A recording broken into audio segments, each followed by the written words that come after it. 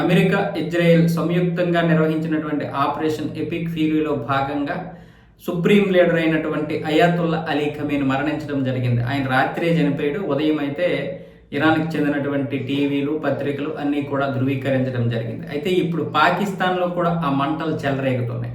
ఇరాన్కి చెందినటువంటి అభిమానులు, అంటే ఇరాన్లో ఉన్నటువంటి వారు ఇక్కడికి వచ్చేసి బ్రతుకుతున్నారు కదా, వాళ్ళు అలాగే సుప్రీంకి పాకిస్తాన్లో కూడా చాలా మంది ఫ్యాన్ ఫాలోయింగ్ ఉంది. వాళ్ళందరూ కలిసి ఇప్పుడు అమెరికా కాన్సులేట్ వద్ద అయితే తీవ్రమైనటువంటి నిరసనలు వ్యక్తం చేస్తూ ఆ కాన్సులేట్ని దగ్ధం చేసే పరిస్థితి తీసుకొచ్చారు. అక్కడ నిప్పురవ్వలు అంటే సీసాలు, పెట్రోల్ ఉన్నటువంటి సీసాలు విసిరేసి అక్కడ నిప్పంటించే ప్రయత్నం చేశారు. వాళ్ళని రక్షించడానికి పాకిస్తాన్ పోలీసులు, సైన్యం తీవ్రంగా అయితే ప్రయత్నాలు చేస్తున్నారు. అందులో భాగంగా టీర్ గ్యాస్ ఉపయోగించారు.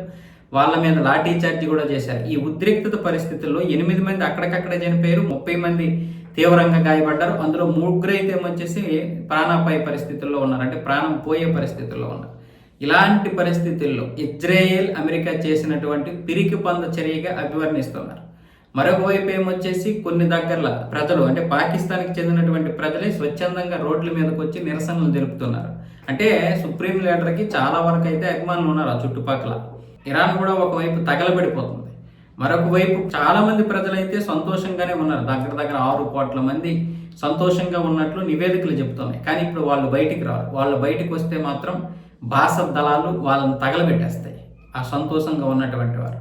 సో మళ్ళీ అధికారం ఎవరి చేతిలోకి వస్తుంది ఏంటి అనేది ఇంక తెలియరాలేదు. కానీ పెద్ద కుమారుడి పేరు చెబుతున్నారు. అయాతుల్లా అలీ ఖమేని పెద్ద కుమారుడే పగ్గాలు చేపట్టే అవకాశాలు ఉన్నట్లుగా అయితే చెబుతున్నారు.